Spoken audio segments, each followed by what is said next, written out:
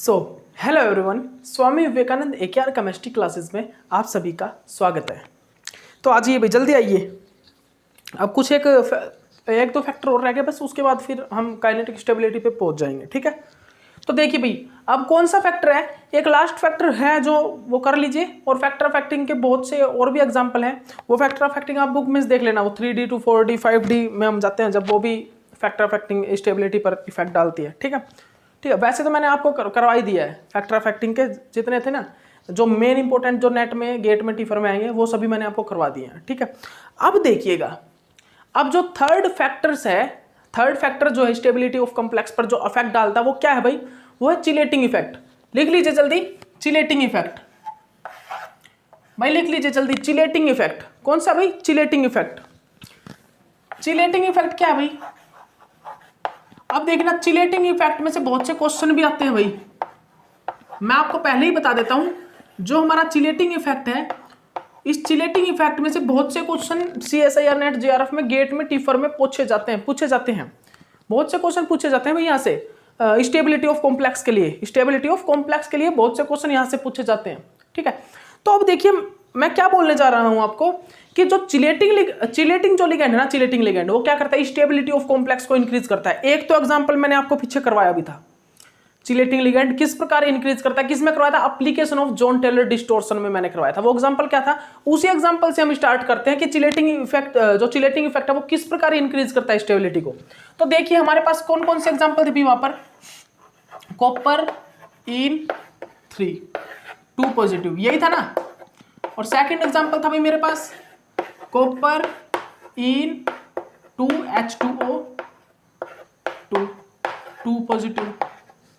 ठीक है, और क्या था भाई, एक और था मेरे पास, ये था ट्रांस, एक और था कॉपर H2O 2 इन ट्वाइस, दोनों ही सेम थे। अब ये दोनों आपको स्ट्रक्चर से तो सेम लग रहे हैं लेकिन डिफरेंट है, स्ट्रक्चर इनके डिफरेंट, ये तो सीस है वो ट्रांस है। ठीक है, ओके। तो यहाँ पर देखिएगा एक बार, यहाँ पर हमको क्या बताना भाई, स्टेबिलिटी ऑफ कॉम्प्लेक्स बताना है कि किसकी स्टेबिलिटी ज्यादा है, किसकी स्टेबिलिटी ज्यादा है। देखिएगा तो चिलेटिंग इफेक्ट किस प्रकार मतलब कि इफेक्ट डालता है स्टेबिलिटी ऑफ कॉम्प्लेक्स पर, ये बता देता हूँ मैं आपको। वैसे तो मैंने आपको चिलेटिंग लिगेंड, चिलेटिंग इफेक्ट के बारे में सब कुछ डिफाइन कर दिया था, लेकिन एक दो चीजें सुन लीजिए। जब हमारी रिंग बनती है ना, चिलेट रिंग बनती है, तो चिलेटिंग रिंग क्या करती है, कॉम्प्लेक्स की स्टेबिलिटी को इंक्रीज करती है। याद रखना, जो हमारी इस प्रकार से, जो हमारी कभी भी कोई रिंग बनेगी अगर मेटल के साथ, या रिंग बनती है जो, वो हमेशा इंक्रीज करती है किस चीज को, स्टेबिलिटी ऑफ कॉम्प्लेक्स को। ठीक है, बस ये चीज याद रखिएगा। आप जल्दी से आपको क्वेश्चन करवा देते हैं भाई, ज्यादा वो नहीं करेंगे क्योंकि आपको पता है चिलेटिंग इफेक्ट। कॉपर, आपको सिर्फ क्या बताना है, स्टेबिलिटी बतानी है, सिर्फ आपको स्टेबिलिटी बताना है, स्टेबिलिटी ऑर्डर डिफाइन करना आपको, मतलब स्टेबिलिटी ऑफ ऑर्डर बताना आप कि भाई स्टेबिलिटी ऑफ ऑर्डर क्या होगा।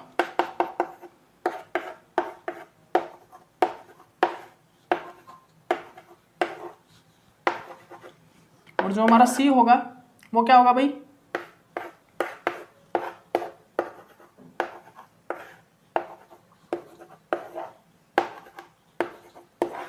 ये है भाई हमारे पास 3 एग्जाम्पल हैं। अब इन तीनों में हमको ये बताना है कि यहाँ पर स्टेबिलिटी किसकी सबसे ज्यादा होगी, किसकी सबसे ज्यादा होगी। तो आपको मैं बता देता हूं कि जो यहाँ पर सबसे फर्स्ट जो है ना, सबसे फर्स्ट, उसकी स्टेबिलिटी सबसे ज्यादा होगी। यहां पर चिलेटिंग इफेक्ट वर्क नहीं करता इसमें। और अगर मैं थर्ड में कंपेयर करूं, थर्ड में और कंपेयर, अगर हम चिलेटिंग इफेक्ट के अकॉर्डिंग देखते तो भाई थर्ड सबसे ज्यादा स्टेबल होना चाहिए ना, लेकिन यहां पर फर्स्ट सबसे ज्यादा स्टेबल होता, बिकॉज आप ध्यान रखना हमेशा JTD, जॉन टेलर डिस्टोर्शन से बढ़ने वाली स्टेबिलिटी हमेशा ज्यादा होती है, किससे, चिलेटिंग इफेक्ट से, चिलेटिंग इफेक्ट से। आपको सिर्फ याद रखना तो क्या रखना है कि जो जॉन टेलर डिस्टोर्शन से, जो हमारा जॉन टेलर डिस्टोर्शन से जो स्टेबिलिटी इंक्रीज होती है ना, वो हमेशा ज्यादा होती है चिलेटिंग इफेक्ट से बढ़ने वाली स्टेबिलिटी से। ओके, तो बस आपको यही याद रखना है। तो आप एक चीज देखिए भाई, ये D9 सिस्टम है, सभी D9 सिस्टम है, लेकिन फर्स्ट वाले में JTD लग रहा है, लेकिन इन दोनों में JTD नहीं लग रहा है। ये मैं आपको पहले भी करवा चुका हूं, ये एग्जांपल याद रखिएगा। ठीक है, जॉन टेलर डिस्टोर्शन की एप्लीकेशन का एग्जांपल है, ये भी नेट JRF में प्रीवियस ईयर क्वेश्चन है। ठीक है, याद रखिएगा। तो यहां पर भाई सबसे ज्यादा जो स्टेबल होगा वो कौन सा होगा, ए, फिर जो होगा सी, मतलब कि सबसे ज्यादा स्टेबल होगा ए, फिर सी, फिर बी। अब भाई क्या इफेक्ट आया इसमें आपको पता है, इसमें तो जॉन टेलर डिस्टोर्शन है, बिकॉज यहां पर जो इलेक्ट्रॉन है किसमें है, जेड आउट में। जेड आउट यहां पर इजिली, जॉन टेलर डिस्टोर्शन में क्या होता है, जेड आउट होती है, जेड इन होती है। तो यहां पर तो Jahn Teller distortion easily work कर पा रहा है, क्योंकि यहां पर जेड आउट जेड इन में कोई प्रॉब्लम नहीं हो रही। लेकिन यहां पर प्रॉब्लम होगी, यहां पर बहुत डिफिकल्टी होगी जेड आउट जेड इन होने में, यहां पर उससे भी ज्यादा होगी। तो हम इन दोनों की स्टेबिलिटी हम चिलेटिंग इफेक्ट से देखते हैं, और इसको हम स्टेबिलिटी चेक करते हैं जेटीडी से, ठीक है। तो ये चीज भाई मैं आपको पहले भी इस एग्जांपल को शो कर सकता हूं, कर दिया मैंने आपको पहले भी बताया हुआ है, इसलिए सारी चीजें नहीं बताऊंगा मैं इस एग्जांपल के बारे में। लेकिन बस एक चीज जान लीजिए, जो चिलेटिंग इफेक्ट होता है वो इंक्रीज करता है स्टेबिलिटी को, बिकॉज भाई रिंग है ना, रिंग बन जाती है, और रिंग वहां पर उस रिंग को ब्रेक करने में बहुत ज्यादा एनर्जी लगती है, उस रिंग को ब्रेक करने में बहुत ज्यादा एनर्जी लगती है, इसलिए वो स्टेबल होती है बहुत ज्यादा, ठीक है। रिंग जो रिंग बन जाती है मेटल के साथ। और अब देखिए सेकंड एग्जांपल देखिए चिलेटिंग इफेक्ट का। चिलेटिंग इफेक्ट का मैं एक और एग्जांपल आपको दे देता हूं, वो क्या है भाई, वो देखिएगा मेटल, और मेटल के साथ अगर हमारे भाई ये है 5 मेंबर्ड रिंग, क्या है भाई 5 मेंबर्ड रिंग है, और एक है भाई यहां पर मेटल,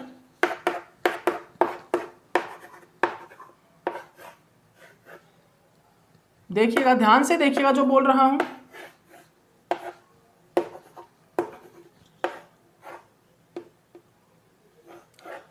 ये है भाई 6 मेंबर्ड रिंग और 5 मेंबर्ड रिंग। तो आपको मैं बता देता हूं, जो 5 मेंबर्ड रिंग जहां पर रिंग बनी होगी ना, जहां पर 5 मेंबर्ड रिंग चिलेटिंग रिंग बनी है, वो मोर स्टेबल है देन 6 मेंबर्ड रिंग से। हमेशा याद रखना, चिलेटिंग रिंग जो जितनी छोटी होगी वो ज्यादा स्टेबल होगी देन ज्यादा लार्ज रिंग से, ठीक है। तो ये 5 मेंबर्ड रिंग है और ये 6 मेंबर्ड रिंग है, तो इनमें ज्यादा स्टेबल कौन सा होगा, 5 मेंबर्ड रिंग जहां पर चिलेटिंग रिंग बन रही है ना, वो ज्यादा स्टेबल है, ठीक है, वो ज्यादा स्टेबल है। ओके, अब एक और क्वेश्चन देख लो, ये सभी नेट जेआरएफ के क्वेश्चन है भाई, याद रखिएगा, ये सभी नेट जेआरएफ के क्वेश्चन है, आए हुए हैं ये नेट जेआरएफ में, सीएसआईआर नेट जेआरएफ में ये क्वेश्चन आए हुए हैं।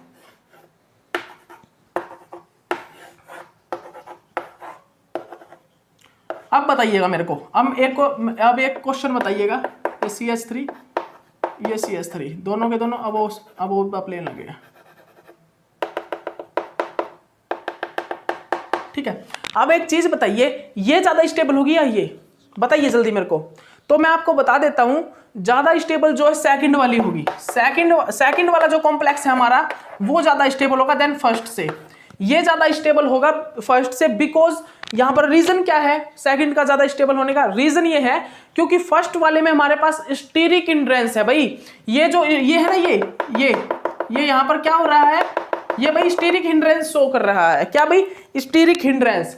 जो हमारा फर्स्ट कॉम्प्लेक्स है, उस फर्स्ट कॉम्प्लेक्स में जो CH3 है, वो आपस में स्टीरिक हिंड्रेंस शो कर रहे हैं, स्टीरिक क्राउडिंग है इस कॉम्प्लेक्स में, इस कॉम्प्लेक्स में स्टीरिक क्राउडिंग होने के कारण ये लो स्टेबल है देन सेकंड से, इसलिए जो सेकंड वाला है वो ज्यादा स्टेबल है, ठीक। ओके, तो ये भाई आपको कुछ एक क्वेश्चन थे चिलेटिंग इफेक्ट के अकॉर्डिंग मैंने आपको करवा दी हैं, जो चिलेटिंग इफेक्ट में क्वेश्चन आए हुए हैं नेट जेआरएफ में, और यही इस टाइप के क्वेश्चन पूछे जाएंगे आपसे, इस टाइप के ही क्वेश्चन पूछे जाएंगे आपसे, और कुछ अलग डिफरेंट थोड़ा पूछा जाएगा, इसी टाइप के क्वेश्चन आएंगे भाई चिलेटिंग इफेक्ट से, कोई अलग नहीं पूछे जाएंगे, यहां से ही क्वेश्चन आएंगे। और क्या क्या बनेगा भाई, इसके अलावा और क्या बनाएंगे, क्या बना सकते हैं, और कुछ ज्यादा कुछ तो ना बनेगा, यही इस टाइप से क्वेश्चन पूछे जाएंगे, ठीक है।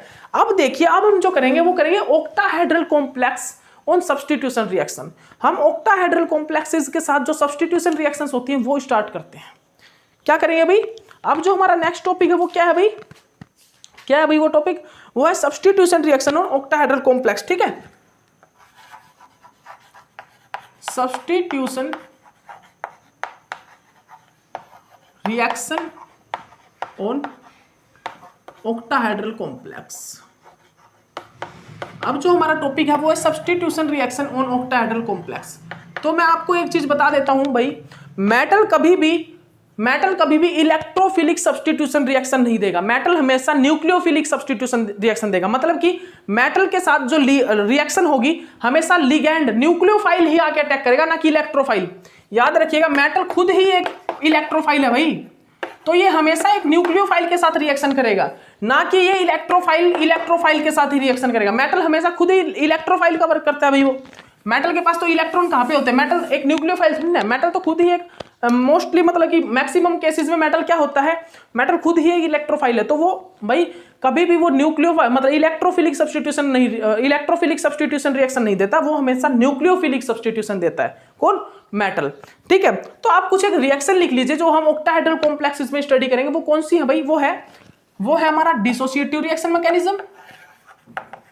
क्योंकि भाई देखिए आइसोमेरिज्म मैंने आपको कौन कौन सा करवाया था, मैंने बताया था आपको topic reaction mechanism and stability of complex, reaction mechanism and stability of complex. तो हमने थर्मोडायनेमिक स्टेबिलिटी कर ली, अब जो हमारा टॉपिक है वो रिएक्शन मैकेनिज्म से है, रिएक्शन मैकेनिज्म। ठीक है, तो हम कौन सा कर रहे हैं? Substitution reaction on octahedral complex कर रहे हैं। ठीक है, substitution reaction on octahedral complexes. ठीक है, और इसके बाद जो टॉपिक आया वो है काइनेटिक स्टेबिलिटी ऑफ कॉम्प्लेक्सेस।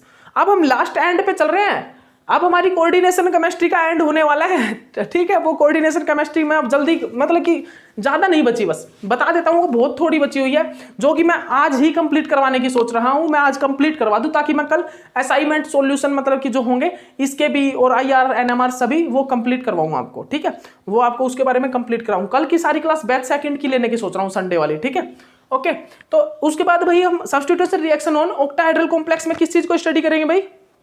किस चीज को? याद करिएगा, ध्यान कीजिए, किस चीज को स्टडी करेंगे? सबसे पहले मैंने आपको बता दिया कि मेटल कभी भी किसके साथ रिएक्शन नहीं करेगा, मेटल कभी भी एक इलेक्ट्रोफिलिक सब्स्टिट्यूशन रिएक्शन नहीं देगा, मेटल कभी भी एक इलेक्ट्रोफिलिक सब्स्टिट्यूशन रिएक्शन नहीं देगा, वो हमेशा न्यूक्लियोफिलिक सब्स्टिट्यूशन रिएक्शन ही देगा, वो हमेशा न्यूक्लियोफिलिक। तो ये क्या है भाई? ये न्यूक्लियोफाइल और ये एक प्रकार से इलेक्ट्रोफाइल है। तो इलेक्ट्रोफाइल समझ लीजिए बेशक से आप ये समझ लीजिए यहाँ पर 5 और ये 6।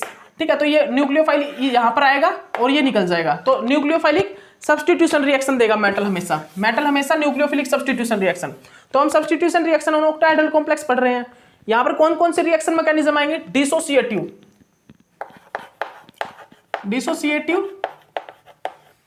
Reaction mechanism. ठीक है, उसके बाद जो आएगा वो सेकंड क्या आएगा भाई? Associative reaction mechanism.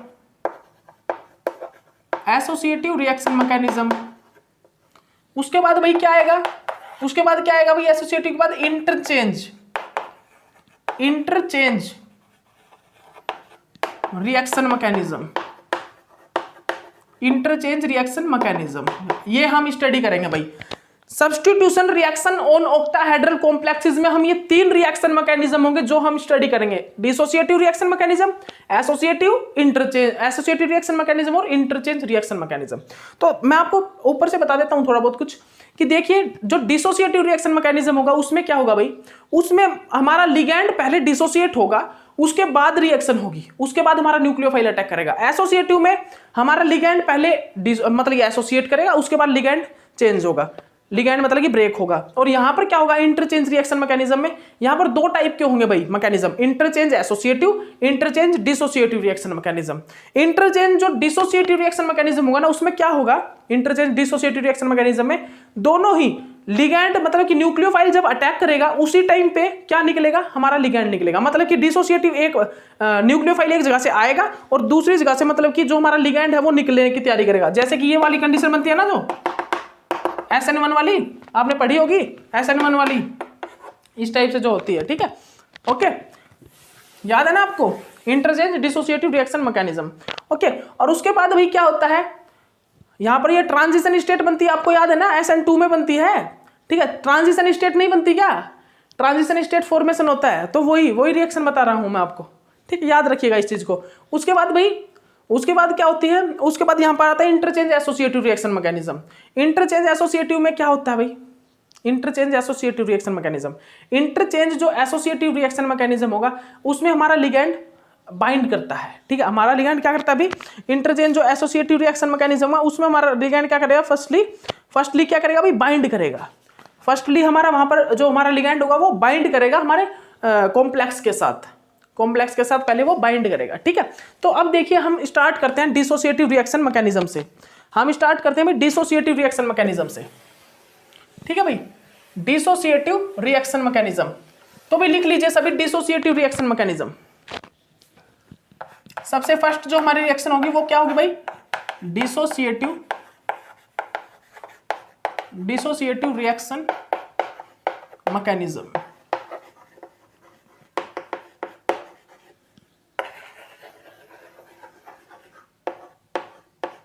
तो देखिएगा भाई, देखिएगा आप ध्यान से देखिएगा क्या बोल रहे हैं आपको। जो हमारे डिसोसिएटिव रिएक्शन मैकेनिज्म है, डिसोसिएटिव रिएक्शन मैकेनिज्म, उसमें क्या होगा, पहले लिगैंड ब्रेक होगा। पहले भाई उसमें क्या होगा, पहले हमारा लिगैंड जो होगा उसमें ब्रेक होगा। Ml6 पहले हमारा एक लिगैंड यहां से निकलेगा भाई, निकलेगा बाहर, ब्रेक होगा, ठीक है। और ये जो स्टेप होगा ये कौन सा स्टेप होगा, rate determining step, rate determining step, RDS rate determining step slow जो होता है, रेट डिटरमाइनिंग स्टेप हमेशा स्लो होता है, आरडीएस स्टेप होगा, रेट डिटरमाइनिंग स्टेप, जो कि स्लो होता है, ठीक है, याद रखिएगा। फिर यहां पर क्या बनेगा भाई, Ml5, ठीक है। उसके बाद क्या होगा, अब यहां पर क्या करेगा, न्यूक्लियोफाइल हमारा अटैक करेगा। अब यहां पर जो हमारा न्यूक्लियोफाइल होगा वो क्या होगा भाई, अब यहां पर न्यूक्लियोफाइल अटैक करेगा, और ये जो रिएक्शन होगी वो कौन सी होगी, SN1 रिएक्शन, Ml5Y। क्या होगा, समझ में आया ना आपको। तो यहां पर क्या हुआ इस रिएक्शन में, इस रिएक्शन में पहले तो हमारा लिगैंड डिसोसिएट हुआ है, डिसोसिएटिव रिएक्शन मैकेनिज्म में पहले तो हमारा लिगैंड डिसोसिएट हुआ है, उसके बाद हमारा न्यूक्लियोफाइल एसोसिएट हुआ है। पहले डिसोसिएशन होगा, याद रखिएगा, पहले हमारा लिगैंड जो है निकलेगा, बाहर निकलेगा, रिमूव होगा, उसके बाद हमारा न्यूक्लियोफाइल जो होगा वो अटैक करेगा, ठीक है। तो ये कौन सा स्टेप होगा भाई, आरडीएस, रेट डिटरमाइनिंग स्टेप। और उसके बाद जो सेकंड स्टेप होगा वो होगा SN1 रिएक्शन मैकेनिज्म, ठीक है। तो ये जो रिएक्शन होगी वो कैसी होगी भाई, SN1 रिएक्शन मैकेनिज्म होगा यहां पर, बिकॉज यहां पर जो रिएक्शन का रेट है वो ओनली कंसंट्रेशन ऑफ रिएक्टेंट पे डिपेंड करेगा, सिंगल इस पर डिपेंड करेगा रिएक्शन का रेट। ये जो रिएक्शन है भाई क्या है, सुन लीजिए, दोबारा बोल रहा हूं, Ml6 में से क्या होगा, पहले रिमूव होगा लिगैंड, और वो स्टेप जो होगा रेट डिटरमाइनिंग स्टेप होगा, स्टेप फर्स्ट, ठीक है। और जो हमारा स्टेप सेकंड होगा वहां पर क्या होगा भाई, न्यूक्लियोफाइल अटैक करेगा Ml5 पर, मतलब मेटल पर, ठीक है। तो न्यूक्लियोफाइल अटैक करेगा, वो वाला स्टेप कौन सा होगा, step second, SN1 reaction mechanism. तो जो स्टेप सेकंड है वो कौन सा है भाई, SN1 रिएक्शन मैकेनिज्म, याद रखिएगा इस चीज को। और यहां पर SN1 क्यों बोला मैंने, याद है ना आपको, ये चीज तो पता ही होगा, क्योंकि यहां पर जो कंसंट्रेशन है वो ओनली इस मॉलिक्यूल पर, Ml6 मॉलिक्यूल पर डिपेंड कर रही है। यहां पर जो कंसंट्रेशन ओनली Ml6 पर, इस जो रिएक्टेंट पर ही डिपेंड कर रही है, ओके, इसीलिए SN1 रिएक्शन मैकेनिज्म।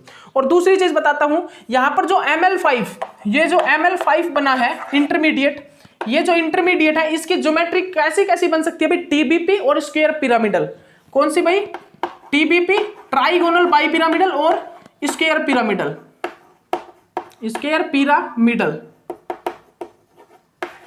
याद रखिएगा इस चीज को, मैं बता देता हूं। यहां पर जो Ml5 है उसकी जो ज्योमेट्री होती है वो होती है भाई ट्राइगोनल बाइपिरामिडल और स्क्वायर पिरामिडल। इसकी जो ज्योमेट्री है ट्राइगोनल बाइपिरामिडल और स्क्वायर पिरामिडल होती है। ज्योमेट्री कैसी, ट्राइगोनल बाइपिरामिडल और स्क्वायर पिरामिडल टाइप इसकी ज्योमेट्री बनती है, ठीक है, ओके। ये चीज याद रखिएगा भैया आप, ठीक है। उसके बाद देखिएगा एसोसिएटिव रिएक्शन मैकेनिज्म। उसके बाद जो हमारा एसोसिएटिव रिएक्शन मैकेनिज्म होगा वो क्या होगा, आप एक चीज याद रखिएगा भाई, कोऑर्डिनेशन केमिस्ट्री की बुक लेना, आप इसके कुछ एक रिएक्शन लिख लेना, आप सिर्फ कुछ मत करना। आपसे अगर पूछा भी जाएगा ना एग्जाम में, तो आपसे एग्जाम में अगर यहां से क्वेश्चन आएगा तो आपके सामने रिएक्शन लिखी होगी, सिर्फ आपको ये बताना है कि ये एसोसिएटिव है या डिसोसिएटिव है, बस ये चीज बतानी है आपको, एसोसिएटिव है या डिसोसिएटिव। तो आपके सामने रिएक्शन लिखी है और आपको भाई मैंने बता भी दिया इस टाइप से एसोसिएटिव रिएक्शन मैकेनिज्म होता है, मतलब डिसोसिएटिव रिएक्शन मैकेनिज्म, ठीक है, आपको मैंने बता दिया ना। तो आपको रिएक्शन में क्या होगा, मेटल और लिगैंड ऐड हो जाएंगे, मेटल की जगह मेटल आ जाएगा, कोई लिगैंड की जगह लिगैंड आ जाएगा। रिएक्शन तो यही रहेगी ना। डिसोसिएटिव में क्या आएगा, पहले आरडीएस फिर SN1 रिएक्शन मैकेनिज्म। तो डिसोसिएटिव रिएक्शन मैकेनिज्म इस टाइप से होगा भाई। तो अब हम जो करेंगे वो करेंगे अब एसोसिएटिव रिएक्शन मैकेनिज्म। कौन सा भाई, एसोसिएटिव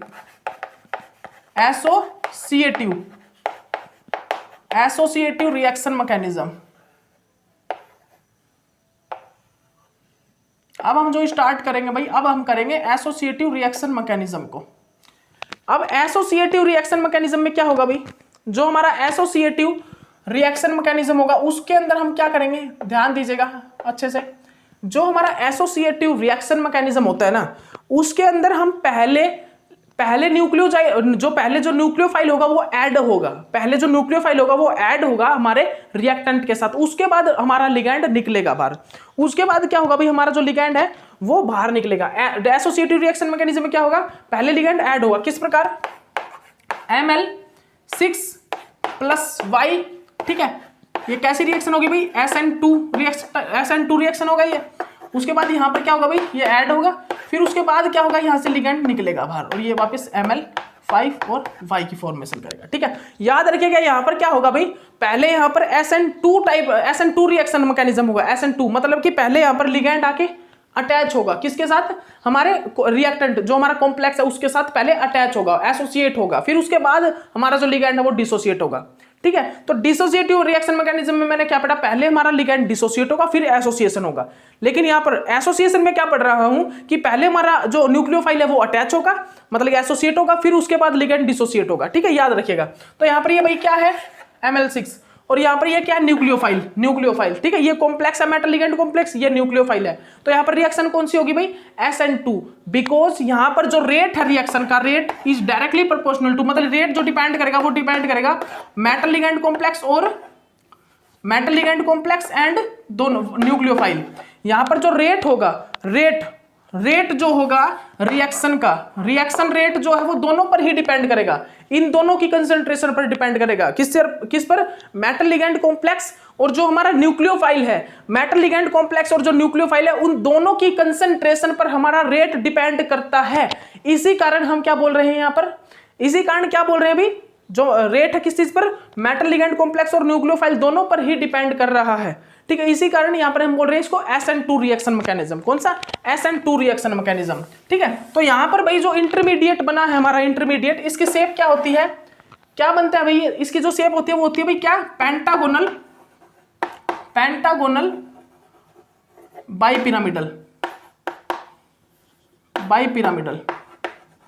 अब पेंटागोनल बाइपिरामिडल शेप पता होगा आपको, यही होती है भाई, याद रखिएगा ये, ठीक है।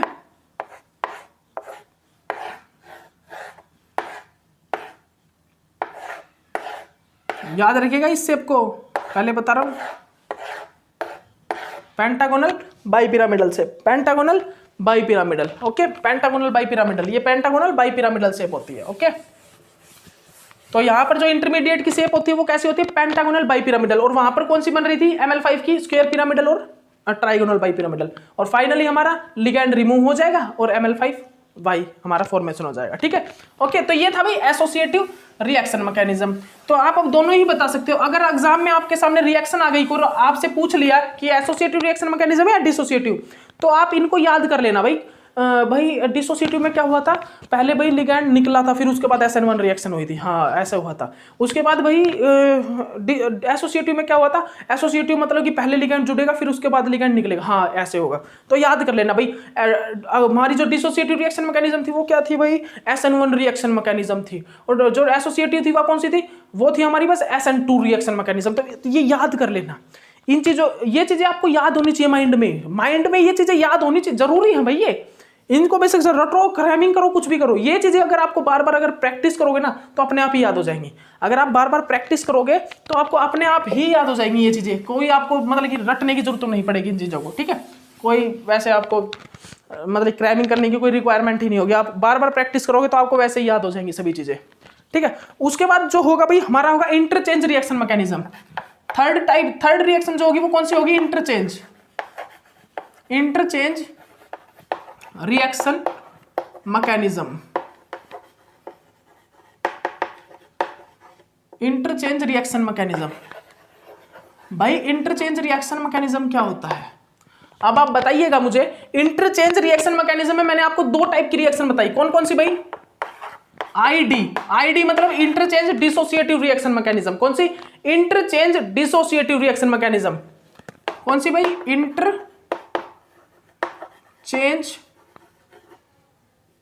Interchange dissociative reaction mechanism. Interchange dissociative reaction mechanism. तो हमने कितनी टाइप की देखी भाई? एक तो इंटरचेंज डिसोसिएटिव रिएक्शन मैकेनिज्म होगी, और एक जो होगी वो कौन सी होगी? Interchange associative reaction mechanism. जो इंटरचेंज जो रिएक्शन मैकेनिज्म है वो 2 टाइप के होंगे, interchange dissociative reaction mechanism, second जो होगा इंटरचेंज एसोसिएटिव रिएक्शन मैकेनिज्म। तो हम जो पहले कर रहे हैं ना, हम पहले देख रहे हैं भाई इंटरचेंज डिसोसिएटिव रिएक्शन मैकेनिज्म। कौन सा भाई?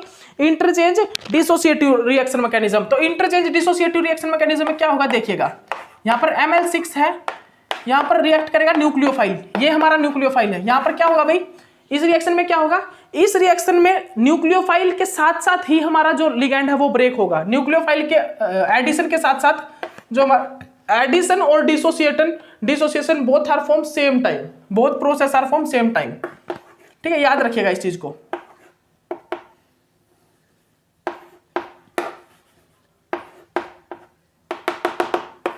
ये यहां से लिगैंड और ये यहां से यहां पे लगाइए भाई न्यूक्लियोफाइल को, ये यहां से न्यूक्लियोफाइल और ये यहां से लिगैंड निकल रहा है। ठीक है, तो याद रखिएगा इस चीज को आप कि जब दोनों के दोनों प्रोसेस, मतलब कि डिसोसिएशन वाला भी और एसोसिएशन वाला दोनों प्रोसेस सेम टाइम फॉर्म हो, दोनों प्रोसेस सेम टाइम फॉर्म हो, उस प्रोसेस को हम बोलते हैं इंटरचेंज डिसोसिएटिव रिएक्शन मैकेनिज्म।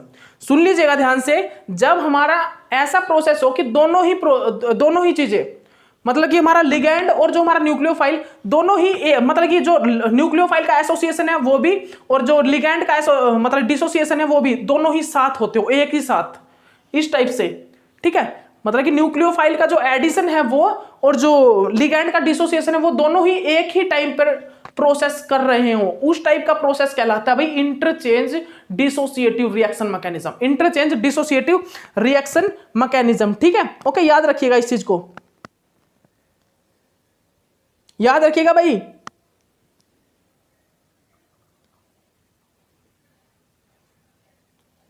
ठीक है भाई, उसके बाद हम क्या करते हैं? उसके बाद हम करते हैं भाई यहां पर कौन सा? Interchange associative reaction mechanism. सुनिएगा, इंटरचेंज एसोसिएटिव, जिसको हम बोलते हैं आईए। आईडी मतलब कि इंटरचेंज डिसोसिएटिव, आईए मतलब इंटरचेंज एसोसिएटिव। यहां पर क्या होगा भाई? Interchange associative reaction mechanism. भाई अब ये क्या होगा? इंटरचेंज एसोसिएटिव में क्या होगा? तो याद रखिएगा यहां पर किस टाइप की शेप होगी। यहां पर एक प्रकार से एक टेट्राहेड्रल या स्क्वायर प्लेनर ज्योमेट्री लेंगे हम, टेट्राहेड्रल या स्क्वायर प्लेनर ज्योमेट्री। या देख लेना आप मेटल, ये हमने एक स्क्वायर प्लेनर ज्योमेट्री ली। यहां पर क्या होता है? यहां पर जो लिगैंड है ना, लिगैंड इंटरचेंज एसोसिएटिव में क्या होगा? यहां पर जो लिगैंड है एसोसिएशन करता है, लिगैंड एसोसिएट होता है बस। इंटरचेंज एसोसिएटिव रिएक्शन मैकेनिज्म में क्या होगा? जो न्यूक्लियोफाइल है वो हमारा ऐड हो जाएगा। न्यूक्लियोफाइल क्या होगा यहां पर? इंटरचेंज एसोसिएटिव रिएक्शन मैकेनिज्म में न्यूक्लियोफाइल ऐड होएगा। पहले न्यूक्लियोफाइल क्या होगा? ऐड होगा। और किस टाइप का स्ट्रक्चर बनता है यहां पर? यहां पर जो ज्योमेट्री बनती है कैसी बनती है भाई? देखिएगा ध्यान से, trigonal bipyramidal, trigonal bipyramidal type geometry formation यहां पर हो जाती है। ओके, ये याद रखिएगा। ठीक है, ओके, ये याद रखिएगा भाई सभी।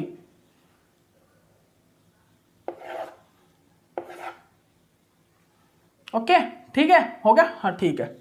ओके, तो यहां पर जो फॉर्मेशन होती है वो किस टाइप की ज्योमेट्री की होती है भाई? यहां पर जो फॉर्मेशन है किस टाइप की ज्योमेट्री होती है भाई? यहां पर जो फॉर्मेशन है हमारी ट्राइगोनल बाइपिरामिडल ज्योमेट्री फॉर्मेशन हो जाती है। सॉरी, कौन सी ज्योमेट्री बन रही है भाई ये? हाँ ठीक है, ट्राइगोनल बाइपिरामिडल ज्योमेट्री फॉर्मेशन हो जाएगी।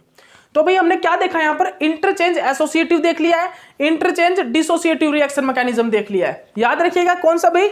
इंटरचेंज एसोसिएटिव और इंटरचेंज डिसोसिएटिव रिएक्शन मैकेनिज्म हमने चेक कर लिया यहां पर। That time ligand add with associate with metal ligand complex. ठीक है, तो हमने इंटरचेंज डिसोसिएटिव रिएक्शन मैकेनिज्म में क्या देखा कि वहां पर हमारा जो डिसोसिएशन और एसोसिएशन वाला जो प्रोसेस है वो दोनों ही साथ एक ही टाइम पर हो रहे हैं। और जो हमने इंटरचेंज एसोसिएटिव रिएक्शन मैकेनिज्म में क्या देखा? जो हमारा न्यूक्लियोफाइल है वो एसोसिएट हो रहा है। वो पहले हमारा जो मतलब इंटरचेंज एसोसिएटिव रिएक्शन मैकेनिज्म में क्या हो रहा है? जो हमारा क्या है भाई? लिगैंड न्यूक्लियोफाइल है वो ऐड हो रहा है। वहां पर क्या हो रहा है? दोनों प्रोसेस एडिशन और डिसोसिएशन दोनों एक साथ हो रहे हैं। लेकिन यहां पर हमारा लिगैंड क्या हो रहा है? ऐड हो रहा है। क्या हो रहा है, ऐड।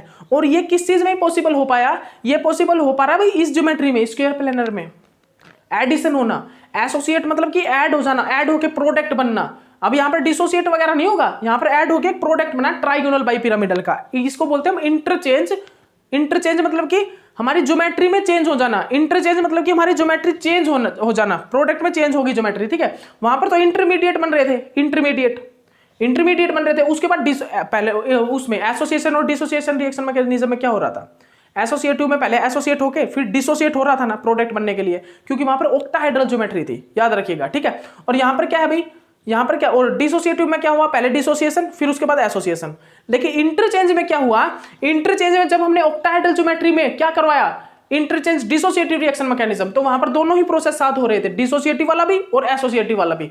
लेकिन जब हमने इंटरचेंज एसोसिएटिव रिएक्शन मैकेनिज्म पढ़ा ना, तो वहां पर हमने ज्योमेट्री भी टेट्राहेड्रल या स्क्वायर प्लेनर ली है। हमने यहाँ पर स्क्वायर प्लेनर ज्योमेट्री ली है और उसमें हमने क्या किया, न्यूक्लियोफाइल को अटैक करवाया, न्यूक्लियोफाइल को अटैक करके और हमारी ज्योमेट्री में चेंज लेके आए हैं। ज्योमेट्री में हमने क्या, कैसी ज्योमेट्री भी, स्क्वायर प्लेनर से ट्राइगोनल बाइपिरामिडल ज्योमेट्री फॉर्म हुई है।